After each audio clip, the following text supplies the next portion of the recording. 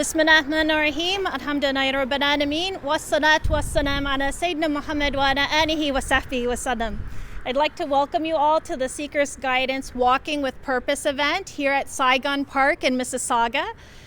Seeker's Guidance is an Islamic learning center located here in Mississauga, not far from here, where we conduct classes and events for free for the general public.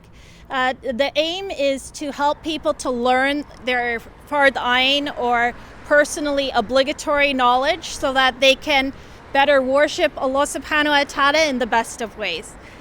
And always work towards bettering their character and using that continuous seeking of knowledge to help them to improve themselves and, inshallah, improve their families, because everyone is learning together. During the COVID-19 pandemic that we're currently facing, everything is online, and it was online before the pandemic started. So you can log into any of our classes live at any time through seekersguidance.org/live. I'd like to introduce you to Saigon Park. This is a park that just recently opened. I believe it's one of the newest parks in Mississauga. It opened in spring 2020. It's opened for recreational activities for the local residents of Mississauga in this area. And also, as you can see, there's a lot of businesses that are around here. So what the city had in mind was that it would be a place where people could come to exercise and better their physical health. It also has a stormwater management facility, which is located in the center. The Saigon Park is a man-made lake, and it takes the water overflow from the city and it's channeled to this lake. So if you come here at various times of the year, you'll see that the lake level actually rises, which is why you'll see a lot of warning messages around the park about not approaching the water or, dangerous kind of conditions, just because it's very unpredictable when the water can suddenly rise. As you can see in the center of it, there's almost like an island-like structure with trees, which can be completely submerged at different times of the year, given, after a certain amount of rainfall. So it's very interesting to see, when it goes underwater and how the water level can suddenly rise. There's also a lot of really nice wildlife here. There's Canadian geese, falcons. We've seen herons as well. And I believe there's some fish in there because they're always diving in to get stuff when they're swimming. Saigon is what they chose the name Saigon because it recognizes the Vietnamese Canadian community who found refuge in Canada when they were forced to flee Vietnam during the fall of Saigon in April 1975. And this structure that we're sitting in, this is called the Year of Weather. That's what they've named this art piece. And what you'll see on the walls are various traditional hieroglyphics that have to do with pertain to weather, and it also has modern weather symbols. So they've combined them both into this art structure. They also said that the 4 panels are representative of the 4 seasons, which is very interesting. It's for spring, summer, fall, and winter, and that's what the art symbolizes. This park also features a 1-kilometer trail that goes around the lake, and Brother Belal is going to be taking us on a walk through the trail right after we give our talks. And what it features is there are different stations where you can stop and do various exercises. So they have a bit of equipment out there that you can use while you're walking. Obviously, during COVID, you would need to walk with sanitizer wipes or anything to just wipe down the equipment quickly before you use it, but we do have that with us today. They also features various lookout points where you can look at the park and just have a view into the lake, and they've done a lot of plantings around the lake to around the stormwater management, the lake, so that it attracts a lot of wildlife. There's also signs for that the site has also seen coyotes come in as well due to the wildlife that's being attracted to this area. So that's what I wanted to talk to you about today. Now I'd like to introduce Brother Belal Hafeez. He's the personal trainer he's the founder of Stronger with Belal, which helps Muslim men to become stronger and lose weight through in-person and online events. And they've co-authored books together. Sister Nazima Qureshi is also with us, who is his wife, and she's a nutritionalist, and they both wrote the book. I forgot. Here we go. Sister Nazima is the author of Eat Better, Feel Better, Live Better, and they both published in this past year the Healthy Ramadan Guide, which I'm sure a lot of you have seen. And you can find that online, inshallah, to get copies, because it's a very good book that goes over different exercises. Actually, it's not even just for Ramadan, that like healthy meals that you can prepare at home and exercises that you can do, inshallah. So with that, I introduce Brother Belal Hafeez.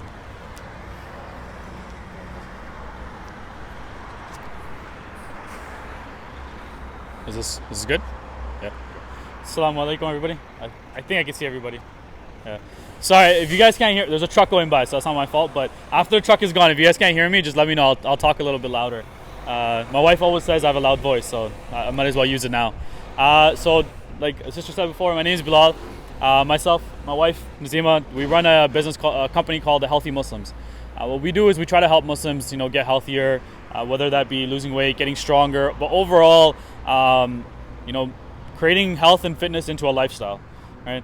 So when I heard when Seekers had reached out to us to kind of take part in doing a program like this, it always makes me really happy to see Islamic institutes, work with us to try to help provide these kind of programs. And we've had obviously many different institutes kind of reach out to us, because the biggest thing is, the one thing I've always want to we always try to preach in that aspect is that health, fitness, nutrition is never something that's separate from our deen, right? It's always something that's a part of it, right?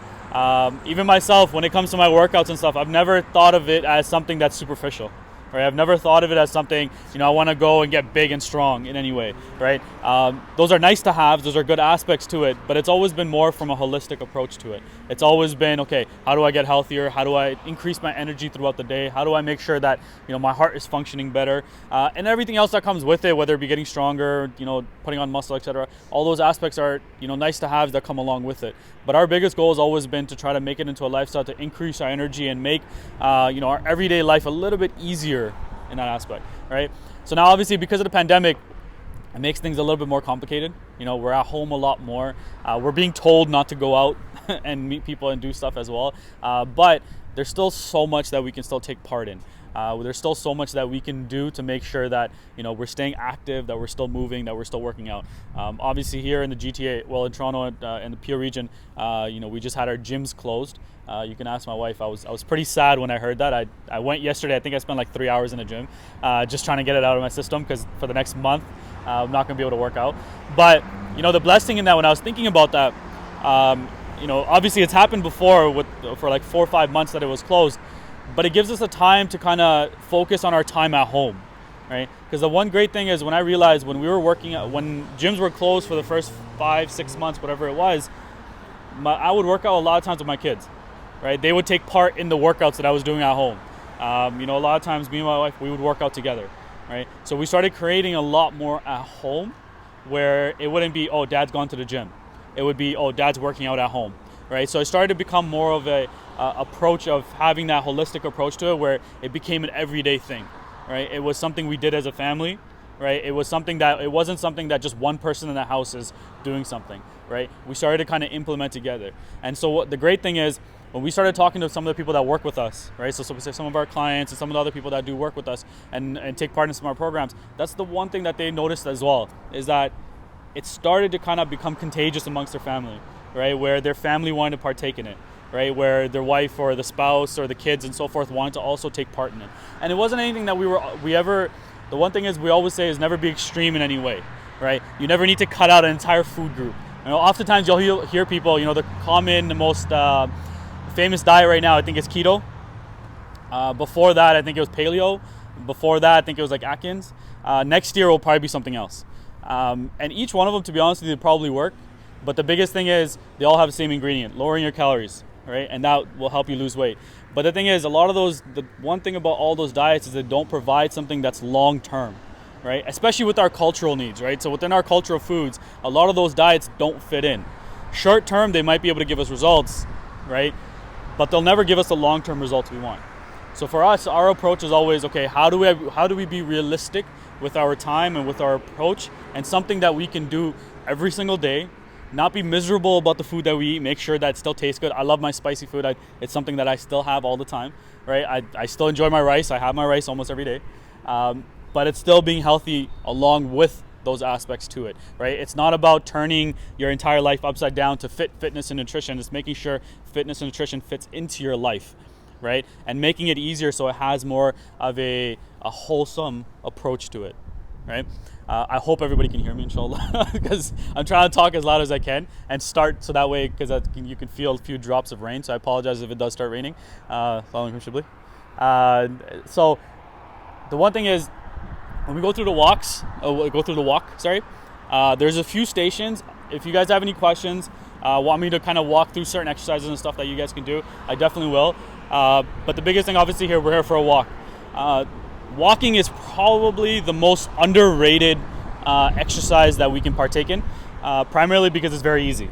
It's something that, we can all do, and it's something that doesn't require a lot. A lot of times when it comes to working out, we assume we need to partake in very vigorous and tough and exuding exercises, right? It's like, if I'm not destroyed after the workout, it's not a workout, which is actually not true. After a workout, you should actually be energized and exhilarated afterwards. You should actually have more focus, right? So that's the great thing is about working out. All the benefits, obviously, heart health, when it comes to mental health, stress. Oftentimes when we work with our clients, we always say, try every single day, even if it's for a minimum of 10 minutes, go for a walk, right? So even if it's a day that you had worked out, still try to go for a walk. It has a lot of benefits, and especially with us now being stuck at home, the way the numbers are projecting when it comes to COVID, it seems like we're heading towards another shutdown. And that plays a huge factor in our stress. As much as we may love our families, it does get tough being at home 24/7. So having that outlet and being able to go for walks, being able to go outside, has a huge effect on us, right? And then obviously from the health perspective as well, right? Losing weight and so forth. But it's also from a strength aspect of it. For example, when it comes to strengthening our core, the vast majority of people who have lower back issues, it's not really your lower back. It's your lower back actually doing too much. Oftentimes it's the lack of strength and the lack of mobility in your hips, and then the lack of strength in your core. If your core doesn't have the ability to brace impact, so for example, when you walk, you're actually moving, right? So your core has to brace that impact, that movement, right? So for example, it's something we don't notice because it's something that it's just really easy. But for some of us who are parents, we see the little ones, right? We see them kind of trying to find their balance. We've just mastered it, so it's something we just don't think about, right? It's like when we read Salah, we never have to think about ruku and sajda and so forth. It's something we've already mastered. We already know that we have to go into it, right? But if someone was new to the religion, they would have to remind themselves, oh, it's time to go into ruku. Oh, I have to go into sajda. It's the same thing when it comes to working out. When it comes to walking, it works the same way. We never have to tell ourselves, take a step. But when it comes to little ones, we're like, okay, go, take a step, hold our hand if you need to. It's okay. It comes with it. Right? And the reason why is because being able to have the ability to be able to brace that impact, right? So building the stability within our core. So when I mean core, I don't just mean, the six-pack abs or the washboard abs that, everybody always sees. It's going to be those muscles. It's going to be intra-abdominal, so the muscles on the inside that say behind the six-pack muscles. You're going to see your side obliques, your side core, your lower back, even your back muscles. So your big lat muscles, your big back muscles, all those muscles surrounding your spine, as well as your glutes, right? The muscles in your hips, and even your hip flexor and even your hamstring. All those muscles have a huge impact on being able to help stabilize you. Right, and that has a huge effect on getting rid of stuff like lower back pain, even feet pain, taking the pressure off your knee. Right, a lot of times those issues pop up is because other muscles aren't doing their jobs, and so those aspects of your lower back does more than it needs to. So what ends up happening, it starts tightening out. It starts, frustrating you in that aspect. Right, so walking is something that's actually shown to be able to take that pressure off your back and force you to kind of brace. The one thing I'll tell you guys is when we go for a walk, we'll try to keep the pace a little bit higher. I won't walk too fast, obviously, because there's a lot of us. I don't want anybody to feel left behind. But walking at a faster pace, making sure your arms are moving. It doesn't, but the one thing don't do, please, you guys may have seen when you driving down neighborhoods, it's usually older women where their hips are going side to side. Don't do that. Your hips have to be straight, stable. Your core has to be slightly braced. It shouldn't be so much that you're holding your breath, but just enough that you can feel your abdominals, right? And then from there, you're stepping, chest up, keep your posture in place. It shouldn't be slouched, and then walk, right? You'll notice the first time you do it, it seems a little weird, but as you get used to it, it's not something you have to actually think about, right? And you'll actually notice your hips will start to feel a little bit looser, right? You'll feel a lot better after the walk is done too. You'll feel a lot more energy, and you'll notice that there's be less pressure on your lower back. Oftentimes people complain of lower back pain after going for walks for a longer period of time, and a lot of times it's because they start leaning back, they start leaning forward, they're not really utilizing their core correctly. So what ends up happening, that pressure, where is it going to go? It's going to go straight to your lower back, right? So that's one thing we want to make sure we're doing, is making sure we're utilizing the muscles correctly, so that way that pressure is taken off and we actually start to get better through those movements. All right. So, did I miss anything? No? Do you want to do your... So, my wife, Nazima, who's a registered dietitian, she'll walk through the nutrition aspect of it, and then shall we get started? Assalamu alaikum, everyone. My name is Nazima Qureshi, and I'm a registered dietitian and nutritionist. As Belal mentioned, we like to work with the Muslim community primarily because we found there was a huge gap.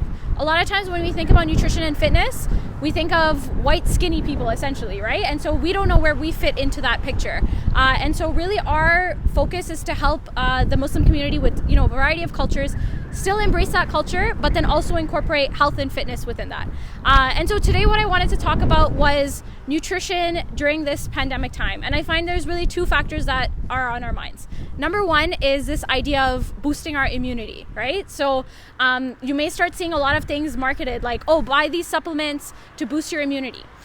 So before I give you, those magic foods that you should be having, we should first understand what this means to boost our immunity. So a lot of times we think if we boost our immune system, then we're not going to get sick. But that's not the case. What it means to boost our immune system is really more of a long-term approach. So when you boost your immune system, that doesn't mean that you can't get sick, right? Especially with the pandemic, we still have to follow the rules, social distancing, hand washing, hygiene. All of these pieces go into play. Now, if you do get sick, what it means is someone who's healthy versus someone who isn't healthy, how they recover is going to be a lot different. How long they're sick for is going to be a lot different. And so this is where boosting your immune system comes in. It's not that you're never going to get sick, but eating healthy over a general pattern of time, that's going to help you recover faster and just have better symptoms overall. And so when it comes to boosting your immune system, unfortunately, there's not just one food. Taking vitamin C powder is not the solution to boosting your immune system. It's more of a pattern of how you're eating. So every day, think about how many times in a day we eat, right? So we eat at least maybe 3 meals, maybe we have a couple of snacks. So those are all opportunities to, either work for us or against us.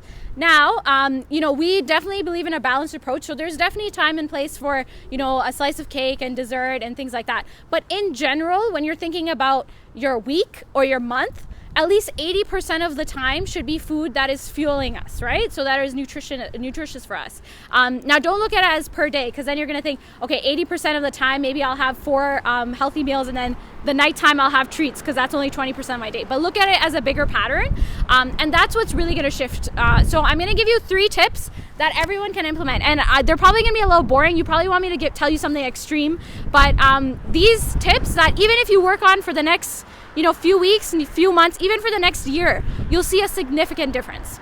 Number 1 is your hydration levels, right? So a lot of times, if you get sick or even if you're healthy, making sure you're drinking enough water, and also replacing the sugary drinks. A lot of times I find people say, oh, you know what, I eat pretty healthy, and then when I ask them what they drink, they give me a long list of all the things they drink. So when we talk about sugary drinks, think about how much sugar are we putting in our coffee?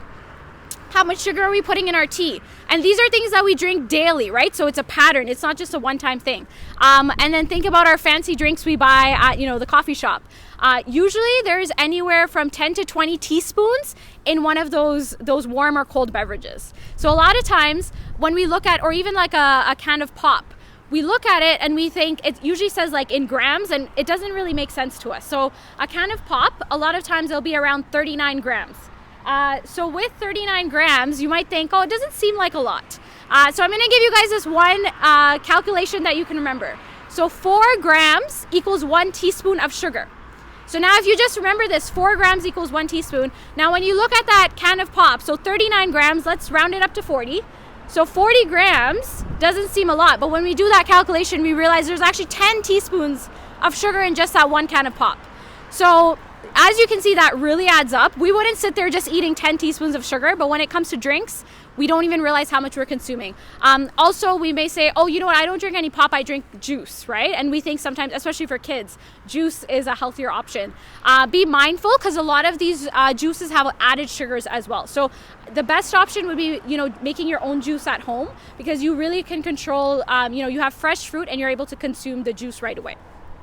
So that's really number one, and start thinking of your drinks as dessert, not as drinks. That will make you a lot more mindful of how many desserts you're consuming in a day. So make it a treat. If you're drinking, every single day you're having it, cut it down to 2 to 3 times a week. Then cut it down to 1 time a week, then to once a month, and then hopefully you will get out of that habit. So that's number one. So it's replacing those sugary drinks with water. The next piece is your vegetables. So if you look at a lot of the diets, you'll see one thing that's common is you have to eat your vegetables. There's no going around it. Some people say, is there just like a powder or something I can just eat? I just don't like vegetables. So first of all, if you say you don't like vegetables, there are so many different varieties of vegetables, you haven't given it a chance. A lot of times we've grown up on maybe the same 2 to 3 vegetables, and it's overcooked and we just don't like how it is. So we just think that, vegetables don't taste that great. So there's really 2 things. One is try and introduce your family to a new vegetable every single week. So when you're at the grocery store, pick up a new vegetable that you wouldn't normally. And there's 2 things that we'll do. One is you'll introduce your family to a new vegetable and maybe you'll like it. And then also you're introducing your family to a variety of nutrients. So instead of spending money on all of these supplements that can get quite pricey and you're not sure if it's even benefiting you, start spending that same money on vegetables. A variety of color of vegetables will reduce the risk of you going to the doctor and telling you you're low in this vitamin, you're low in iron, and all of these. So just a variety of vegetables. Now, when you think about, okay, how does that, how do I kind of fit that in my day? Ideally, the gold standard is at least lunch and dinner. Think of half of your plate as vegetables, okay? If that sounds like a lot, just try at least with lunch. Let's just say, okay, lunch, I'm going to make a salad and I'm going to have, whatever I'm having, but at least half of my plate is reserved for vegetables. Now, I also have people often telling me my favorite vegetable is potatoes, okay? So potatoes, sweet potatoes, corn, and peas. These are probably everyone's favorites. These are, although they grow as vegetables, they process in our body as carbohydrates. So there's a lot of starch in them. So that doesn't mean that they're evil foods, we're never going to eat them. But they're not going to be a part of your half a plate. They're instead going to be a part of your quarter plate. Now, we love our, rice, our roti, our flatbread. We can have that, but make it a quarter of your plate. So if you want to have potatoes, you choose that instead of the rice, right? We don't have rice and roti and potatoes all in one sitting. We choose one, right? So it's changing that pattern. And lastly, is, incorporating it as more of a lifestyle. So stop looking at it as restriction, but rather, okay, what can we add? A lot of times people think of healthy eating as something that's really miserable. And of course, who wants to do something that's so miserable? So instead, start looking at it as what we're going to add rather than what we're going to take away. As parents, we should be more encouraging to our children, get our children into the kitchen, and they're more likely to eat those vegetables and try new foods. If we're just putting a plate of food where the kid doesn't even understand the process of where the food is coming from, they're less likely to try it. So start, especially now we're going to be home more again. So start getting the family in the kitchen and you'll see a huge difference in the types of foods. You'll find they're more likely to enjoy a variety of foods as well. So this is really kind of the idea of immune boosting. There's really no one food, but it's really that pattern of eating. And inshallah, we can focus on these things in the coming months. And inshallah, even with flu season, we're able to recover faster as well. So one thing is, if you do start eating healthy and you get sick, don't be disappointed. Oh, I was eating so healthy, why did I get sick? You'll find you'll recover a lot faster. And also pairing nutrition and fitness together, right? It's not just about, oh, you know what, I walked for 30 minutes, I earned this ice cream, I earned this slice of cake, right? That's not how it works. It's more about that balance. It's putting them together. And then another piece I also wanted to address, especially during this COVID time, is this idea of emotional eating, right? So I find almost like weekly where, we're hearing a lot of information from the news, and it can be a lot to deal with. And because there's not as much to do, we're turning to emotional eating, right? So whether it's late night snacking, we're just having a lot more calories, a lot more sugar, and more comforting foods. And so one thing is turning to other avenues for that emotional support. So one is, from the religious perspective, you can do more dhikr, have more halakas with your family where you're coming together and finding more peace. Also turning to physical activity. Physical activity has such a huge relationship with your mental health. Turning to that is going to be a lot more beneficial. You'll find yourself feel a lot better after, say, a walk versus after finishing that whole bag of chips, right? So it's really finding that. And then also one thing that I like to do as a family is schedule in your treat days, right? So it's not about, we're never going to have ice cream or we're never going to have, those chips ever again. But hey, okay, every Friday night, we'll have, pizza night. We'll enjoy it. And then you move forward. But a lot of times when we create this restriction, what we do is think about these unhealthy things, and then we end up binge eating or we end up emotional eating. So, really make it a part of a lifestyle, focus on what to add, and start scheduling in those treat days and make it more enjoyable as a family. So that's really what I have to cover. You can find both Belal and I online on Facebook at The Healthy Muslims. So you can search up The Healthy Muslims. Also our website, thehealthymuslims.com. We have a lot of recipes and nutrition information and fitness information as well. Okay, so the question was, how does honey compare with sugar? So honey is actually a sunnah food. So you have to make sure you're getting raw, unpasteurized honey. Okay, so raw, unpasteurized honey, not the honey you get in the bear bottle. You need the real raw honey. Now, raw honey, it has the good bacteria, so it has a lot of health benefits, okay? So honey is a great way to incorporate into your diet. Now, when you're looking at it in terms of comparison to sugar, for the average person, honey will be a healthier alternative. However, if you have type 2 diabetes or your doctor is telling you your sugar is starting to go borderline, replacing honey and sugar 1-to-1 is not necessarily the best idea. You still need to reduce your sweeteners overall. So overall, we actually like to have more natural sweeteners at home because we're generally healthy. But if I have someone who comes to me and tells me I have type 2 diabetes, I have all of these health concerns, then we have to scale down all of the sweeteners, even if they're natural sweeteners as well. Okay, so inshallah, we'll get started with our walk, and then I'll answer the question as we go ahead. Yeah.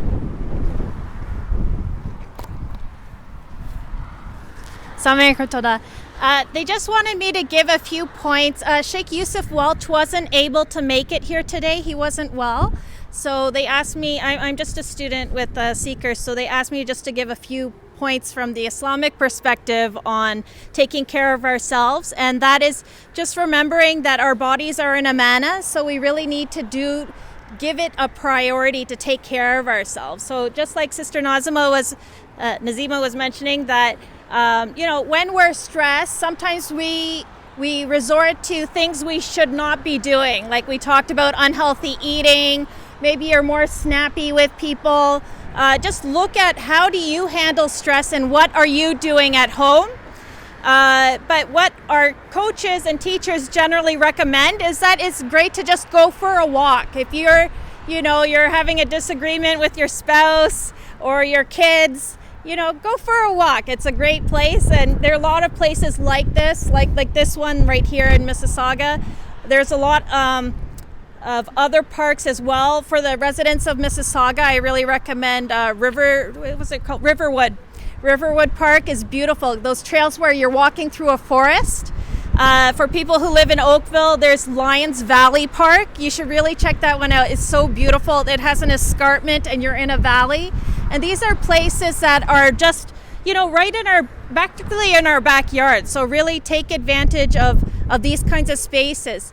When you go into these spaces, from a more spiritual level, you're just very keenly aware that, every form of life, it's making dhikr of Allah subhanahu wa ta'ala, which is just amazing and almost overwhelming when you enter a forest, because right down from the trees to the leaves, there's so many forms of life that we can't even count all of them, right? So just thinking about how all of these things are in a state of remembrance of Allah subhanahu wa ta'ala, and that's a reminder to ourselves to try and stay in that state of remembrance of Allah subhanahu wa ta'ala.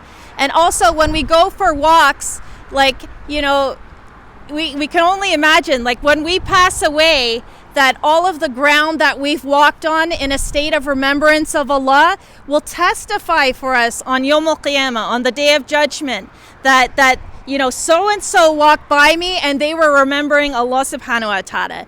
And, the trees will compete, that saying, did anyone walk by you who was remembering Allah? Somebody walked by me and they were remembering Allah subhanahu wa ta'ala today. And they'll compete in that. So it's just amazing to remember that. And when you think of the amount of tranquility you feel in being in a state of remembrance of Allah while you're walking in nature, you can just feel your stress level come down in a more natural and meaningful way, and you're drawing closer to Allah subhanahu wa ta'ala. And you can see how that is very opposite to, taking it out on your family, getting angry at home, maybe eating more sweets than you should because you're stressed. If you take it outside, or just, do workouts, it's just a more natural way of dealing with these kinds of stress in a way that's more pleasing to Allah subhanahu wa ta'ala. Because when we do it with the intention of taking care of our bodies, there's a lot of reward. And I also wanted to mention, a wrong kind of intention is, people who are, trying to exercise or lose weight because they want to look good in front of other people, because that's the wrong kind of intention. And I also think you don't find as much tawfiq, or, you won't be able to sustain your physical level of activity with the wrong kind of intention. But when you make your intention for Allah subhanahu wa ta'ala, and we know that, the Prophet ﷺ said that the strong believer is better than the weak believer, although there's good in both. So he called us to have good physical health. And we know of all of the exercises that are recommended in the Sunnah. So being strong physically, for the sake of Allah subhanahu wa ta'ala, that intention will help you to keep this as a steady habit. So I really recommend everyone to just sort of examine your intention before you do the walk, inshallah. It's also a great opportunity for families to get together and talk, because a lot of times we're so caught up with our devices and our work that we're not giving enough time to our family. So I can see most of the people, I know almost everybody here, a lot of families have joined us today. So, it's great, taking your family out for a walk, and having these meaningful conversations with your spouse, with your children, and it's memories that will last a lifetime. So when you have that intention of entering happiness into the hearts of, other believers or your family, there's a lot of reward in that, inshallah. I also want to recommend that you reflect on creation, like we said, looking at the life forms and thinking, how Allah subhanahu wa ta'ala created, from the smallest bug on the ground to the falcons we see in the sky, the weather that we face on an ongoing basis, just reflecting on all of the things that Allah subhanahu wa ta'ala has created and having that state of shukr. Also that we're in this country and they're taking so many precautions against COVID-19 and, taking care of the people here. There are a lot of countries where that's not happening, where people, they can't socially distance because they don't have food, right? And they have to take care of their families. So just having that, gratefulness rather than complaining, oh, we have to stay home. Oh, we don't have enough parks. We don't have, there's garbage on the ground. Having that proactive shukr and thankfulness to Allah subhanahu wa ta'ala for the blessings that we've been given. And, COVID-19, it was really a chance for all of us to sort of wake up and realize how many blessings we have, right? And, just being with, family, everyone's just sort of taking that for granted, but just, having that shukr, thankfulness for, every single blessing we have and not being people who complain.